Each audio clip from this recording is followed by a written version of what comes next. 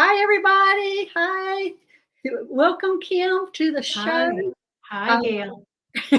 I'm so glad you're here, and I know everybody wants to see you and talk to you. You're such an angel for all of us in this field. And I want to say hi to Finding Phoenix and Susie and Michelle. They're in the chat box right now. Do you have the Oh, chat? yeah, I can see that. Hi, Susie. Fine in Phoenix. Michelle, wonderful. Sunny Intuition. I love the name. Sunny Intuition. Yeah. Awesome. It's Yeah, thank you, Gail, for having me. This yeah, is fun.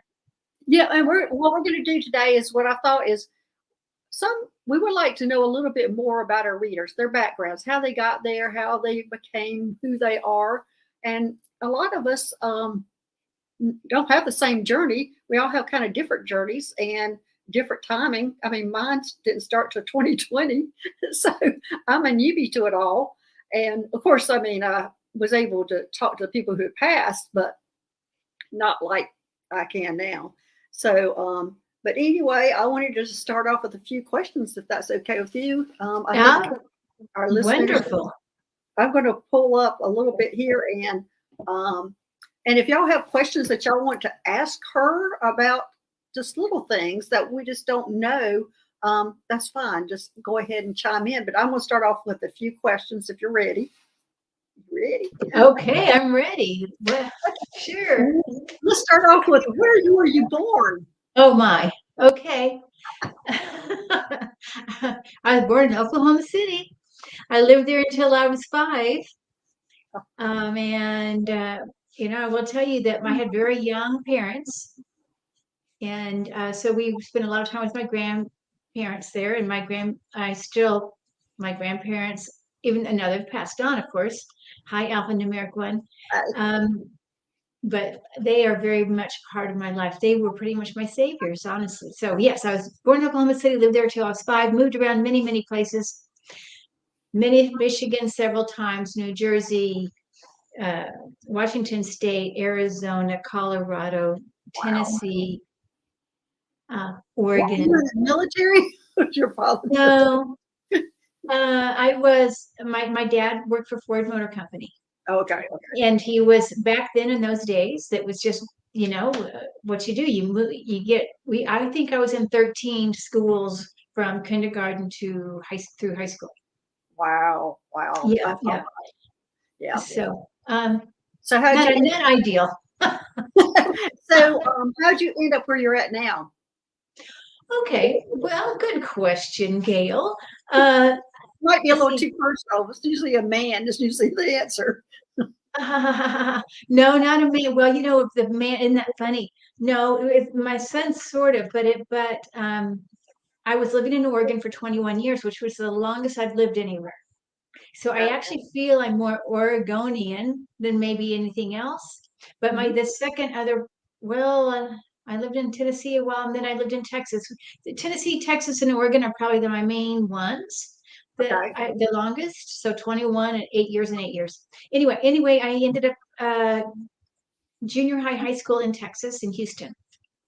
And then went to University of Texas in Austin. It's a long story. I have family in Houston. Right. I just didn't realize. I thought you moved to Texas as an adult. I didn't realize you were younger.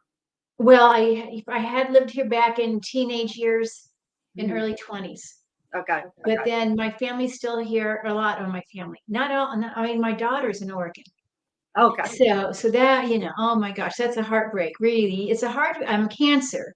So a Cancer mom having a child in Oregon is devastating, actually. So I'm not sure what I'm going to do about that. But you're a Cancer. I'm a Cancer. I'm Pisces. Oh, okay. My son's a Pisces. I understand Pisces. Yes. Okay. So, I moved here. I thought I was going to retire from nursing. I actually thought I was going to retire a couple of years ago.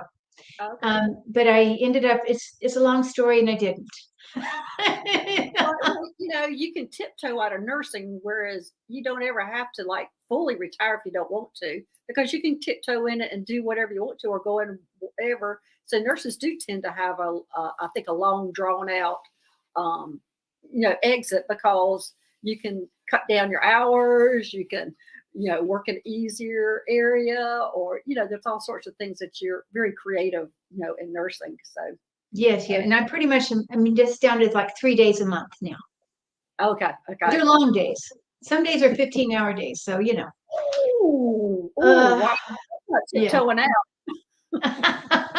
I know. Hi, Ron. Hi, Sharon, Gina, T-Barb, Wendy. Thank you all for being here. Hey, everybody. Thanks for joining us. All right. How about places out of the country? I know you recently got out of the country. That I visited. I have visited, Ecuador is recent. I have visited, Thailand a couple times. I've been to Korea for a very short time, just like a day and a half. But I still count it because it was so, I remember it so much. Everything was very tech. And the food. Oh my gosh, the food. You crack the eggs. So they bring you a bowl of hot boiling water, right? You put on, then you put your own vegetables in, you crack the eggs, and you make your own soup at the table. Oh my gosh, it was amazing. Yeah. That's good. I want to thank Gina. She's putting down the our channels. So thanks, Gina, for doing that. Yeah, thank you, Gina. Yes. Okay. Well, and then the other place, I'll just say real quick, I've been to a few other places like Belize, Mexico a few times, Costa Rica. I've been to Sweden once. Wow. But not. You look like in Sweden. Oh, yeah. I guess maybe, but I didn't have it. It wasn't really a vacation when I went there. So. Looks like Sunny Intuition has a question. Hi, Kim. I am able to see portraits of loved ones that have passed, but they are not usually animated, with the exception of one that was in a coma. She was very animated and excited to see and talk. Oh, wow. Great. Awesome. Yeah, that is awesome. A lot of us, I would wonder about that one. I'd like to see that animated one. Yeah, I'm not sure what you're meaning, Sunny, if you're talking about you're actually doing like spirit art, or are you saying that you're seeing the loved ones in your mind's eye as a portrait? That's what I'm not sure. It sounds like maybe you're communicating with the ones in coma. It sounds like to me. And I do that too, actually. Yeah. It's like I can, for some reason, before they pass, during pass, and just after they pass is very close normally. Sometimes they've gone fast, but if they're hanging around, they're easy to connect. All right. Well, let me ask you the next question. First off, did you do anything before you went into nursing? Were you a nurse first, or all your life a nurse? Did you, from high school to nursing? What did you do before nursing? Then you're shaking your head. Oh gosh. Well, I have a long story. So I really didn't know what I wanted to do. I was in college. I had a very long career in college because I didn't know what years in college myself. I didn't know what I wanted to do, but well, it's a varied background. I worked at I ended up doing accounting work. But I decided that I didn't really like working with numbers. I always like working with people. Graduated from accounting and didn't like working with numbers. Well, I didn't graduate with accounting. I just ended up. It's a long story how I got there, but anyway, I realized that I like working with people, and I wanted at one point my grandfather left me a little money, not a whole lot, just a little money and I thought, you know what, I'm going to try something different. And I ended up, that's about the time I wanted to go to, I decided to go to nursing school, but before that, I thought I was going to teach jazzercise. I actually thought I was going to be a nutritionist. And so I was, but actually, so then I decided, well, I got a jazzercise franchise. So I did that, put all my energy into this jazzercise, taught 10 classes a week. I also was doing triathlons at the same time. I was like, whoa, that is a lot. It's a lot. I used to do triathlons also, and that's a full-time job in itself. That is, yes. So, but I think that when you do that kind of work, or when you're doing it's almost like in a trance, right? When you're running, you're biking, swimming, or whatever, you go into a light trance to stay. And I think that that's one of the things I liked about it. I was in a trance. I liked being in that light trance and that light meditation. And so anyway, so I did that, and then I volunteered at a hospital, deciding, okay, I'm going to be a nurse. So then I just went back to school to be a nurse. Okay. In my 30s, yeah. Okay. So but you stayed in nursing, and did you go to hospice immediately, or what did you do before that? I did a little bit of hospital, then I went to home care, and I think by my third year or so of nursing, as a career, I was in hospice. Okay. And I'll talk about meditation. Absolutely, one of my favorite topics. Well, mine's short and sweet, so you go ahead. I'm sorry? I said mine is short and sweet, so you go ahead. Oh, you want to do your short and sweet first? And well, I mean, I do meditate every day, every morning, and sometimes I do a guided meditation, sometimes not. But it is usually the same time every day, because I feel like my guides want to know what time and when we could all meet up and talk, even though they're around me all the time. But that's a specific time that they can bombard me with information. And if I do a guided meditation, it's usually, I think her name's Persa Russia off of YouTube. And otherwise, I'm usually listening to nature. And in fact, if I'm listening to a YouTube nature one and it has the birds and the water, my cat inevitably joins me on that meditation. She's sitting on me all the time on that, listening to the birds and the nature. But yeah, that's my short version.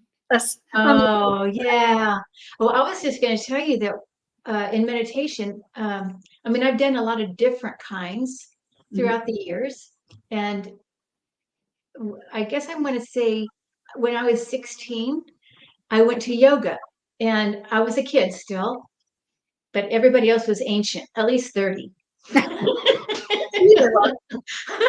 Or more, right? And I was the only kid there, but I loved it. I think the idea that the yoga, I guess it's being in the, the body, and even, in that the sponge positions. I know there's a more technical name, but that is it Savasana? But anyway, that's such a wonderful way to do a meditation, because I have never gotten into yoga.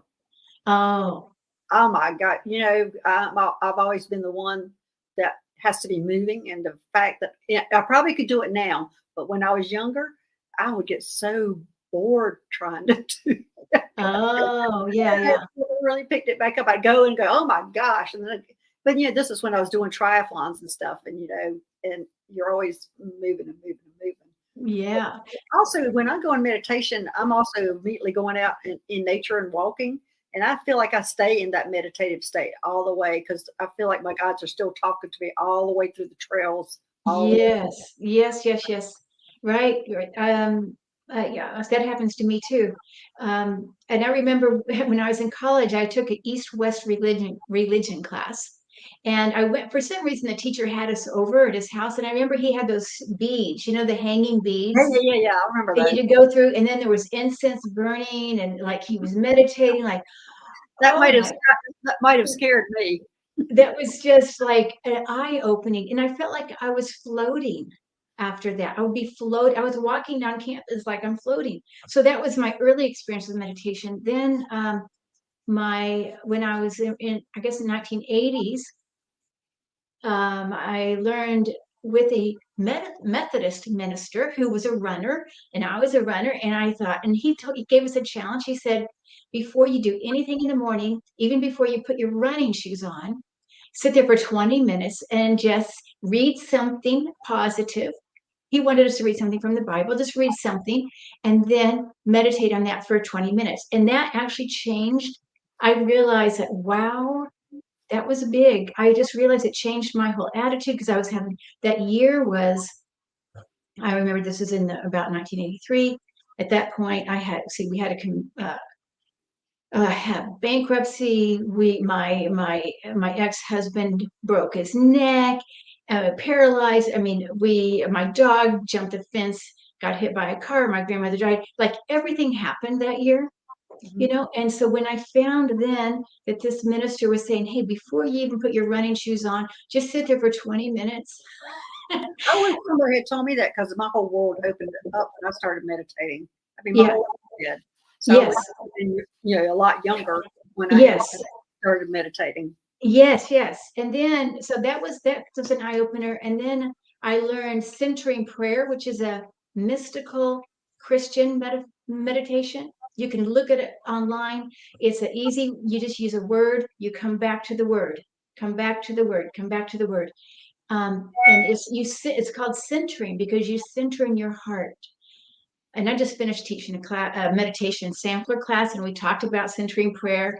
I also have learned there's a chakra clearing, Om Shreem Kleem, Om Shreem Kleem, and you say it through each chakra 12 times, imagining the color of the chakra, and then that actually activates the whole Kundalini energy. So that's another way to meditate. Now, my favorite way to meditate, probably, I guess, I mean, I do bounce around a little, but my favorite is probably sitting in the power. And sitting in the power is a way that you hear of with mediumship. It is allowing your light, okay, sitting in your own power. So you're not sitting in somebody else's power. You're not sitting in, you're not connecting with spirit right away. You start with the own light in your heart, imagining the sun as like maybe in your heart, your soul space, your heart space as where your soul resides, and just sitting in that for a few minutes. And then imagining that light expanding out to your body, expanding out maybe to your auric field. Then you move your awareness to maybe your room. And then you move your awareness to the spirit. And then you move your awareness to maybe earth, the rivers, the ocean, connecting. So knowing that your power is the same power as the ocean. Okay, so yeah, it's all you're just sitting in the power of all there is, but you're focusing on your breath the whole time. But your awareness, so you're focusing on the breath to keep your mind occupied and centering with the breath, but knowing you start with your own power, you expand it out and combining your power with the universe power. So that's what I like to do most. And lately, what I've been adding to it, I have been dedicated much more lately with my meditation practice. It has come and gone over the years, I'm sorry I'm going on and on about this. A subject I think a lot of people want to know about that journey on. I mean, mine's so short and nothing really, but but you've had such a long journey on different kind of meditations and have studied under a lot of meditations. And that kind of leads me to next question is, what were the most important classes you took on your journey, mediumship journey? I know you've taken a lot of classes, and who was your favorite instructors and what were your favorite classes? Okay, good. Yeah. Thank you. And I know, and I just want to finish up on the meditation is that now I just quickly, I do sometimes do guided meditations, and sometimes I offer guided meditations too. You do great meditations. I don't know if I should be announcing how you, but I've joined you on some meditations and they're great. Thank you. And I love doing those.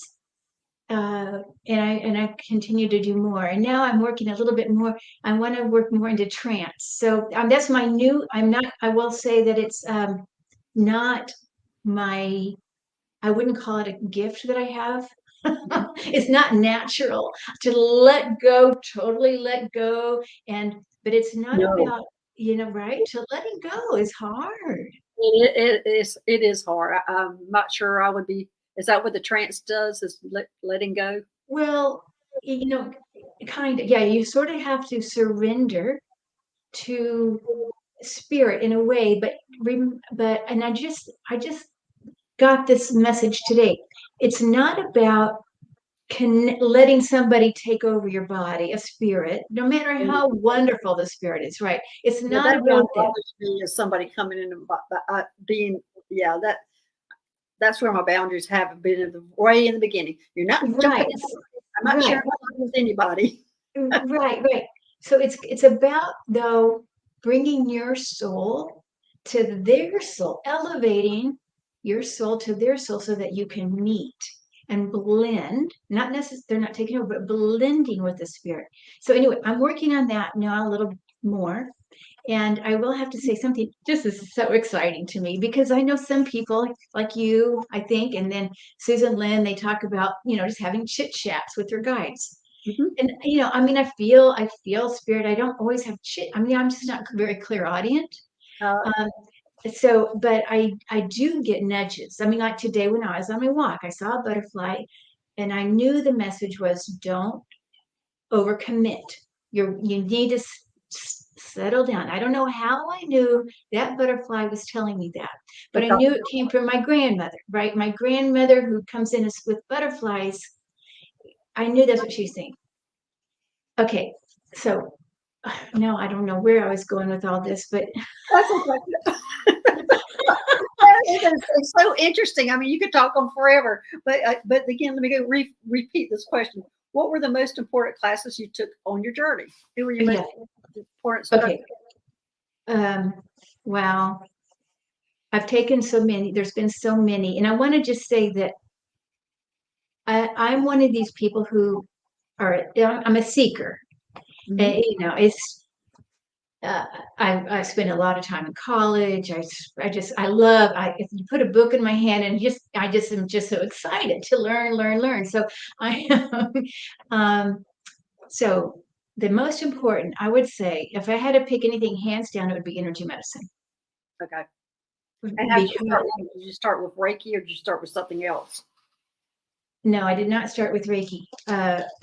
I started with energy medicine with Donna Eden. Well, no, I mean, I started with healing touch. And there's another one kind of like healing touch. I forget now what it's called. Therapeutic touch, healing touch, Jin, Shin, Jitsu. I mean, I started with those. And I was using that in my nursing. Yeah. I was using hands-on healing for wound care. I mean, I can tell you miracles about pain and all this. So that but that wasn't, to me, the biggest thing is when I started working with Donna Eden, because, well, one, she's very magical. She can see all the energies in your body. She can see the meridians, the chakras, the grid, the electrics, I mean, there's 9 energy systems. She sees all of it into the nth detail. And so it was wonderful working with her. Oh yeah, that's what I was going to tell you about my memorable guide story that happened last week. I'll tell you that in a second. That's what I was coming up with. But anyway, so when I was working with Donna Eden, her thing was color. I mean, she has a book called Energy Medicine. Okay, so when she signed my book, I'm writing it down. Oh, okay. Yeah, and it's been around since late 90s, I think. Anyway, so I met her at the Unity Church, and she did a demonstration, and she signed my book, and she said, "Oh," and she told me my colors on the book.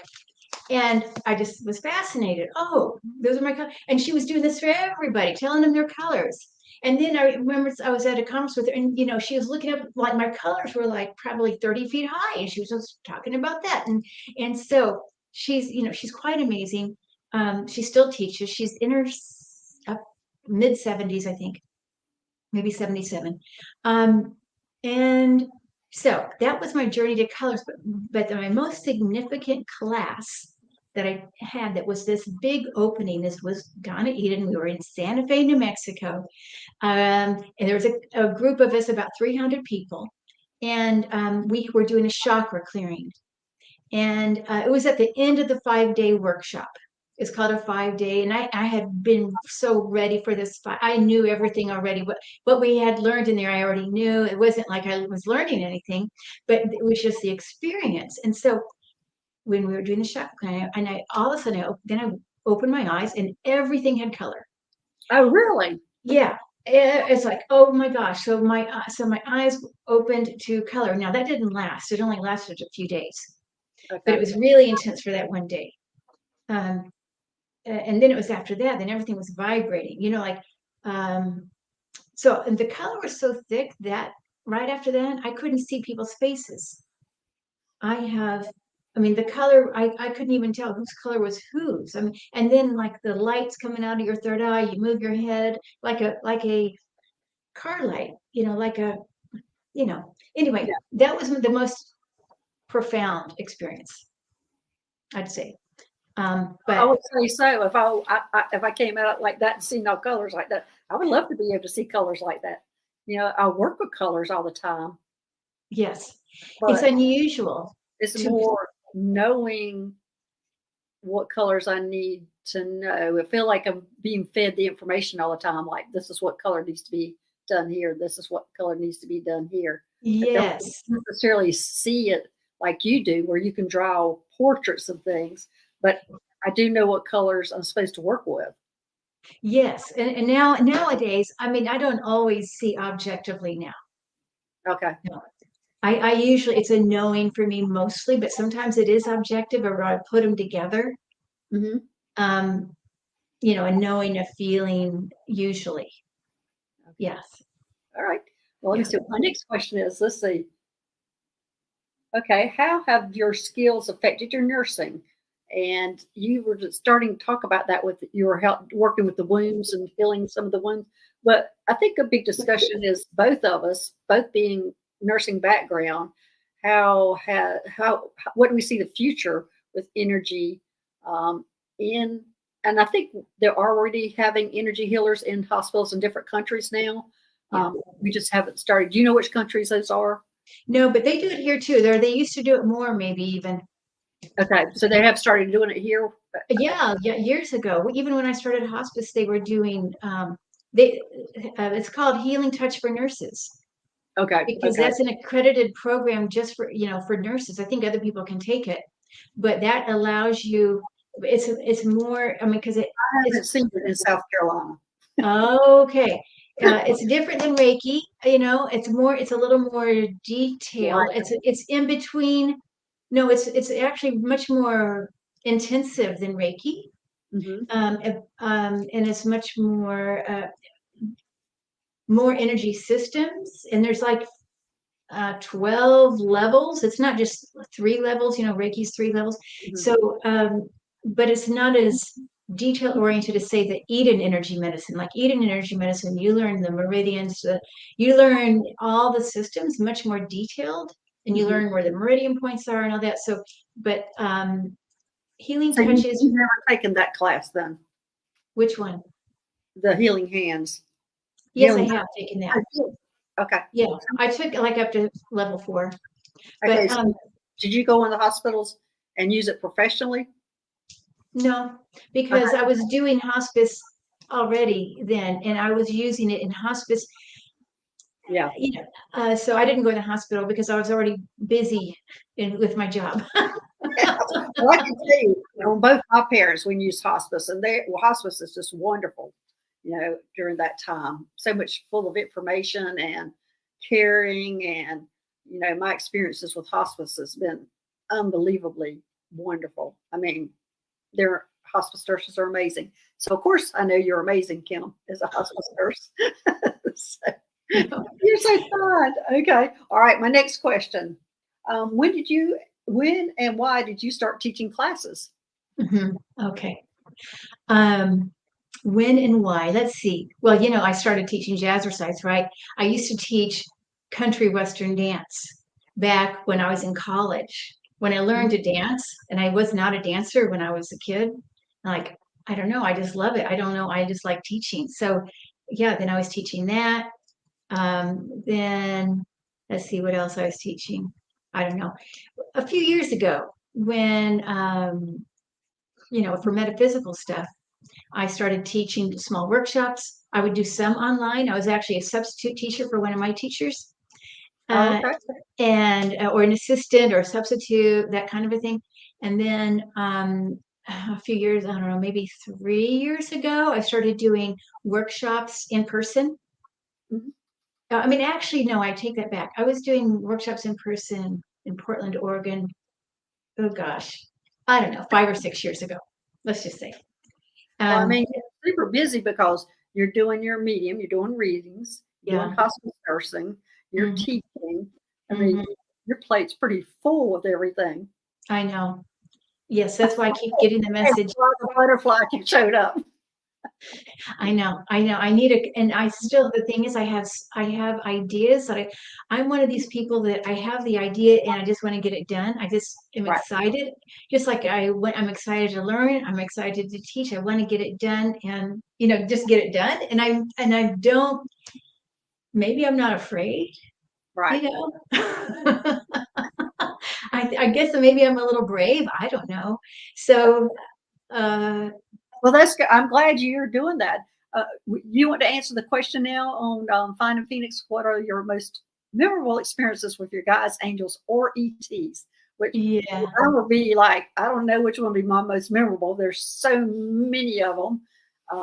In fact, I'm in the process of creating more memories that I can't really talk about yet. That they're getting me exhausted at night because of the work I'm doing now. But go ahead, Kim. You talk about your most memorable experience. Yeah, I don't know if there's an exact memorable. Okay, I'll mention a couple. One happened last week.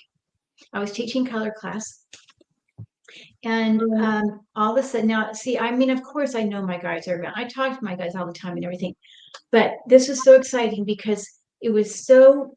A guide had showed up here. I could tell he was blue purple color and very tall, and I felt. I'm not sure if he's a new guide or not, but anyway, he was really talking to me about the class and telling me which colors did what, and even a way that things we were talking about, like magnetized water. Oh, wow. Have you ever heard of that? No, but it makes sense though. I mean, Yes. And so we were talking about using color with magnet. So in other words, here's example. Here's what it is. You have your water, you have your left hand holding the water, which is your receiving hand. Mhm. Your right hand, your giving hand. You're going to magnetize it with your mind, Right. a color. Let's say blue. Oh, okay. You're putting your fingers, which have rays of energy, our healing hands. We have healing hands. The rays of energy shoot out of our fingertips. Oh, yeah, you were there, warrior girl. Yeah, you were there when we did this because I was like, what? Because I said, hey, here's an old fashioned way for healing. You can magnetize water. It was in my notes. And I thought that's what they did, 200 years ago. But my guide stepped in here and he said, it works. Mhm. So let's just say you want healing water. You put you maybe for 5 minutes. You want this will last. You want enough water to be a wine glass full a week. You magnetize your water. You drink a wine glass full a week for that blue color or whatever, and know you're getting the healing from that water. So that's something that the guide last week. So is it any color or I would think if it's healing, it's either going to be blue or green. Right. Yeah, you can. It depends what virtue of the color you like. Okay. You might want a different virtue. You might want wisdom. So okay, so it's whatever you need. Okay. I would need a whole glass full of all of them. You need wisdom, you need strength, vitality, creativity, healing, balance, love, Put every color in spirituality. that little wine glass. Well, you know what? Do the rainbow. There you go. That'll be the rainbow. Yes. And thank you for word girl said, I don't know whose aura just blew up when we were talking about that. Thank you. It's because I know that was so exciting because he kept giving me nudges throughout the class. And I was like, wow, thank you, thank you. Yeah, it's nice when they do that.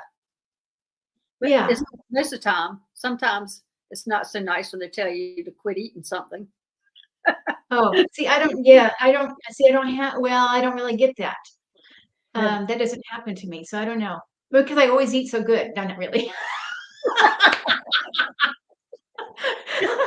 Well, I mean, it's kind of nice if I eat like go, okay, this is a French fry. You go and put it in your mouth. You're like, oh no, are they going to say something about this?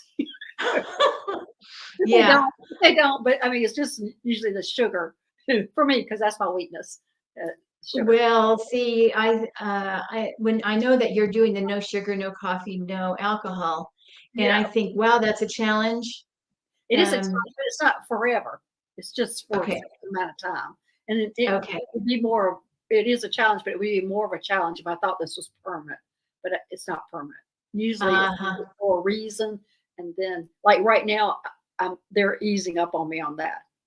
Oh, good, But I think I good, might good. get back into it because I don't know. You know, they'll tell me what to do. It's always for a good reason. Always for a good reason. Well, that's nice. It's wonderful. Yeah. So it's nice that you have that connection that you can hear so well. So, I mean, I've been working on this for years, right? And Mhm. I'm just now getting to that kind of a connection. Mhm. So I wanted to just say that it's not necessarily, I mean, what's important to me, what's important is that we have our own individual connection and to go with that. It's not about the messages or how much you did healing or whatever. It's your own spiritual journey, meeting spirit in spirit. And that to me is more important than, you know, our titles or how many readings we do Right. or all that. It's Well, your daily practice. there's also somebody I missed it on the chat talking about meditation. That they meditate like washing dishes and walking and things like that, and that's very true, very very true. Some people are crocheting. Um, everybody has a different way of meditating. You just need to find what's right for you. Some people have to be walking. Some people have to be just physically doing something to calm their mind down. And as we I were think talking before, we're doing triathlons. We need to go in a semi-meditative state, doing different things. So, like especially running, when you're hearing that footsteps and your breathing, that really sends you meditative. Okay, well, the next right, question. right. And those endorphins too, right? That Yeah. water has consciousness. I love what Jane just said. That is true. Water has consciousness. That's why you can magnetize it Yeah. with consciousness. Or you've heard about writing words on it too. Like whatever, you magnetize it, and if you write the word in there, even better. Well, I'm going to just do some scribbles because it's going to be everything. I'm putting rainbow in mine.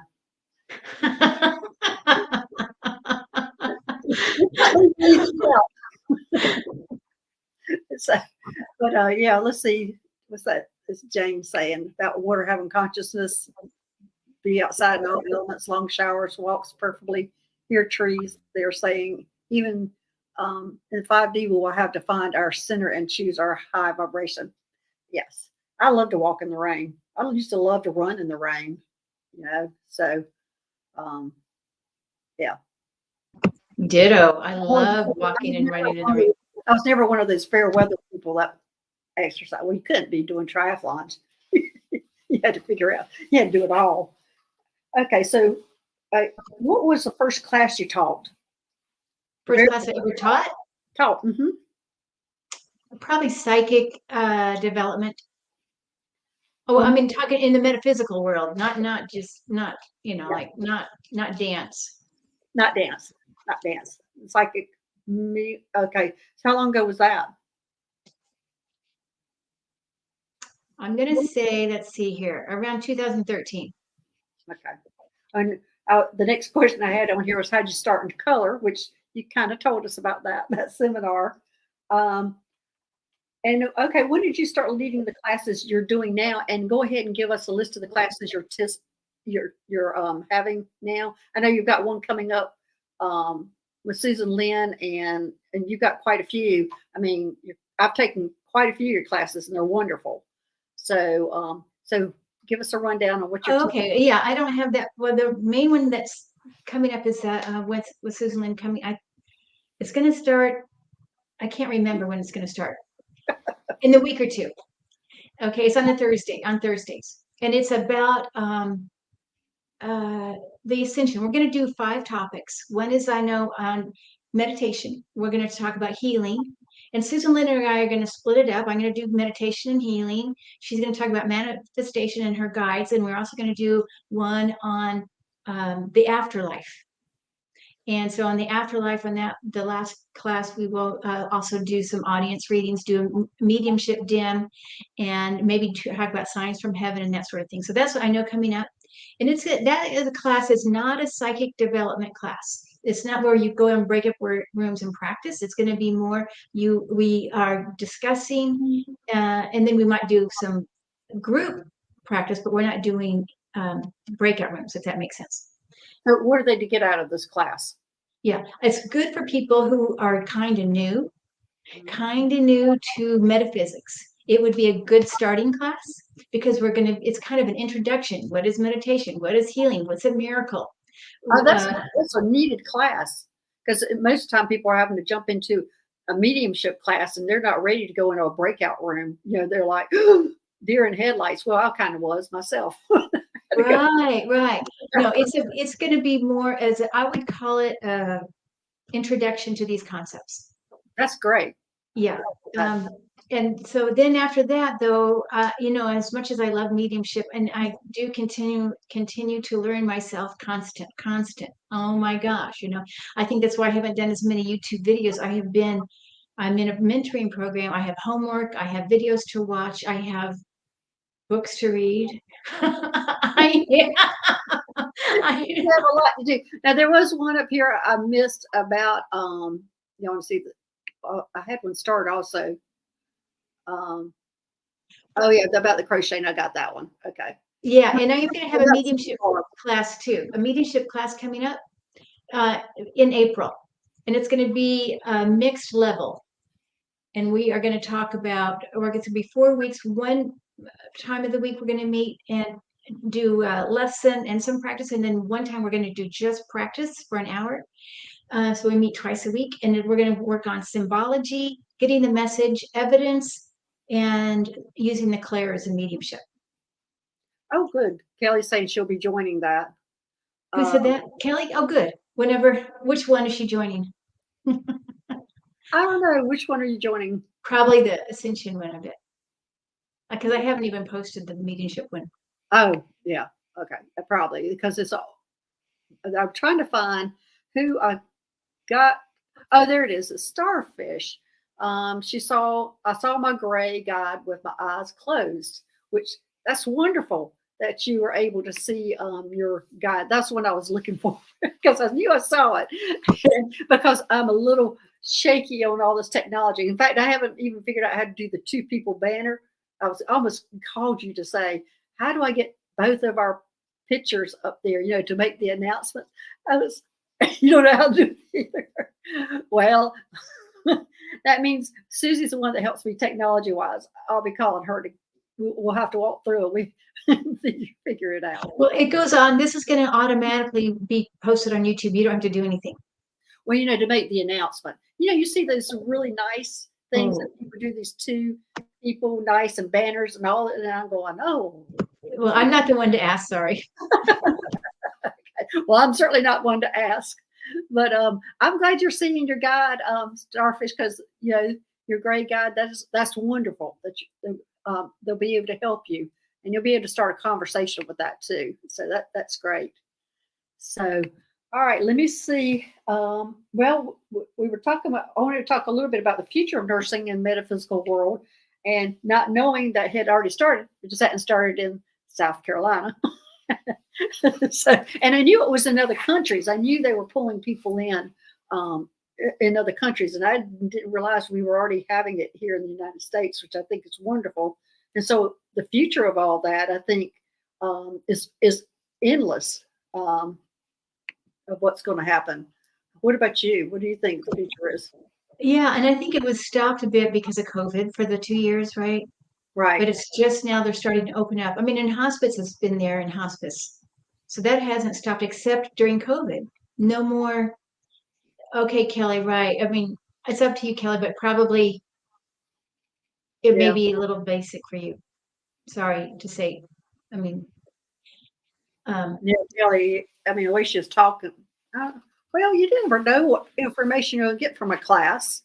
Right. So it just depends. Yeah. Maybe we can email me, Kelly. Okay. So, I do believe it's opening up more because you see it's just becoming more normal. Right. It is becoming more normal. I mean, yeah, Eastern medicine is becoming more normal. So I think it will eventually get back into the hospitals. It really depends on the hospitals, individual. Yeah. Well, I can tell you it'll be a long time before it gets here. A long time. Because it takes a while for that kind of stuff to happen. Uh-huh. Uh-huh. Yeah, and also, I mean, I know they've done it in surgery. I've heard of it. I've heard of healing touch in surgery. I know for sure in post surgery. I also know in hospice. Yep. Uh-huh. I can't imagine that it would be during surgery. Maybe not. And yeah, maybe it's just post surgery. Yeah, I would think it might be pre and post surgery, but I can't see. And it might be that I'm a little narrow-minded because I've spent so many years in surgery that I don't. Well, because who knows? Yeah, I don't know. And maybe in different countries as well. Exactly, because I'm sitting there going, I could see maybe the anesthetist up there, maybe doing some kind of healing energy on the person. I can't see healing energy happening while we're working on the person. Got it. So in tune to the mechanical part of it at that time. Right. Unless they do it at a distance. So I don't know. Right. Right. I have even heard of some now this is doctors and one doctor that I know of in Mexico. I wish I knew his name. I'm so sorry. He used to imagine, this makes so much sense now, put prayers, magnetize with his hands the chemo bags for his chemo patients. Really? And when he did it, his patients had way less side effects. Nausea, hair loss, all that. And he he just prayed over it, but I'm calling it now. He magnetized it. Yeah. Yeah, well, there are, lots of instances. I mean, because I experienced a lot of deaths also. Of course, we all do in nursing. Mine was more in surgical, and mine was mostly people passing on the table. And because I did work in high risk areas, like I was in the beginning of the open heart surgery. And so, it's not quite as like it is now, where it's like almost like a routine. But then at the beginning, we had a lot of deaths, and I could experience a lot of the bodies leaving their physical body before they even called. And those were kind of weird experiences for me at the time, which I would never, ever verbalize it. But also I had the ability to know when a patient had given up, no matter what age they were, when I would roll them into the operating room, and I'd be the first one going to get the cash card outside the room. And all of them go, why? And inevitably, that patient would, go downhill and going, I told you we needed that crash card. But I could tell when somebody had actually, I don't know if it was their soul I was tapping into, but I knew when they had given up that they were not going to make it through it. They had given up. So it was some pretty powerful experiences during that. So let's see, T-Barb says, actually it's Sunny that was talking to T-Barb, which I thought was good, that some people don't see color at all. My sister's one of them. I see purple every time I meditate. And I thought that was interesting that she sees purple every time she meditates. And I don't usually see color when I'm meditating unless I am opening up my chakras and cleaning my chakras.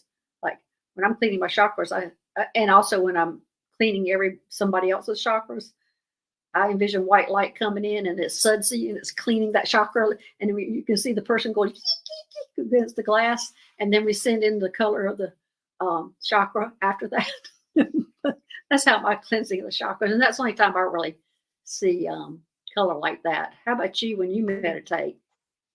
Not every time, but a lot of times I do see color.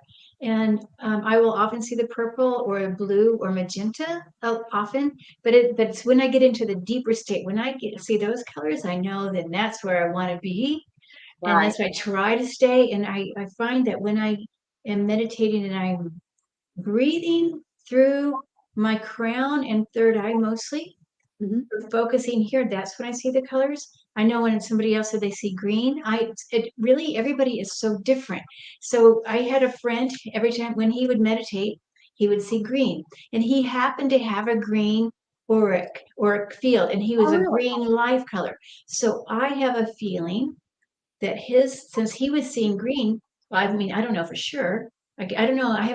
I don't know for every single person if this would be true, but it's like he was getting in touch with his own self, and if my color is normally blue, mostly blue, but maybe some purple, then I maybe would see the blue purple. I don't know that for sure, but Right. I know one time, or when a healer comes toward me with healing hands, then Hmm. I'll see the color.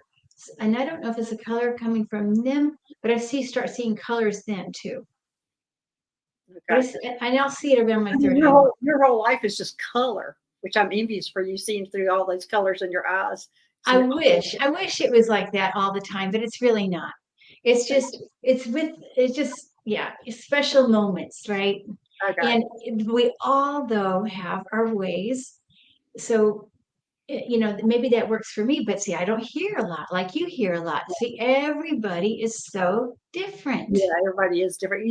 I can see my guys and hear them. So, I mean, and they do come in different colors and different forms, and so I do see that. But anyway, I think it's time for one last question from anybody, and we're here getting to know um, MeidumKim. If anybody have any questions about that, okay, here's a question. Do our auric fields become unbalanced? If so, what can we do as a practice to realign ourselves? That's great. Great question. Go ahead. Okay. Yes, of course. Yes, they do. Anything can throw, because our auric field represents our energy body. Our energy body is sensitive. It reflects what's going on emotionally, physically, mentally, and spiritually. So anything can change it, right? Even though you're coming with one basic color, if I'm basically a blue, for my life, but then I'm going to be, what if I'm doing a lot of learning? Well, it may be yellow that day, right? Or maybe that's what is going to show up. But yes, we can get off balance. We can go to the grocery store. I was at the grocery store yesterday, and this little boy, he must have been 5, showing so much joy. He was a little overjoyous in the grocery store, being a little bit really fun, opening and closing the door. But then his mother slapped him, and it broke my heart. Actually, I thought, wow, she broke his joy down. He was having such a good time. You know, um, so I'm sure my auric field went whoop like Yeah, that, and well, something like that. I see my aura field also, but I see like a dent in it when something like that happens, or something in your life like it takes it goes in. It's almost like a cloud, and it indents in when something like yes, that happens. but there's ways you can fix it. Okay, one, you can you can change your thought. Obviously, move your thought to something positive. That's going to make your aura feel more expanded a bit, right? You can also, there's energy with your hands that you can do. You can clear your chakras with your own hands. You can do that with your left hand. Circle over counterclockwise. Feel that energy, and then you fill it in with your right hand clockwise with a beautiful color. So that's one way you can do it. You can hold your third eye and belly button together, and this helps make a very strong auric field around yourself. So if you press in on the belly button and go up, and press in and go up on the third eye together, and you're connecting your central and your governing meridians, that's one of the best things you can do for your auric field. Also, another thing you can do is called the Celtic weave around for your aura. Because if some people walk around with their aura detached a bit, it could be just off a few inches, or maybe their aura is always shrunk in. So the Celtic weave will fix both of those. It brings your aura to your body, and it also brings it out. You want it to about your fingertips out. And so I can't demonstrate it right now. I do have a YouTube video on the daily. I'll ask you a question about that. Can you call in like an angel to help you with that? Sure, of course. Okay. I mean, the more power, yes. But I mean, it's easy. You just do it yourself. Yeah, but I was wondering if there was like a Pacific angel that might help you on your aura. I'm not sure about that. It's just that thought came to my head. I wonder if there's an angel that helps with auras I don't know. or energy fields, I guess. Well, Raphael would be one I would come to my mind right away, but I don't know that for sure. You Yeah, know, I'm sure because Raphael's a healer for everything. yeah. So, and yes, you can use a pendulum to check your chakras.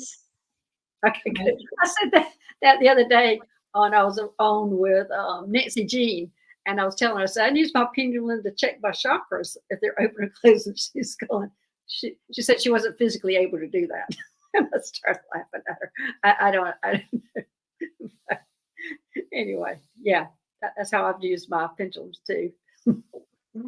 All right, we're going to wrap this up. Thank you, Kim, for joining us, and thank you for letting us to get to know you a little better. I think everybody likes to hear a little bit more information and actually know who they're learning from or getting readings from. So I appreciate you being here.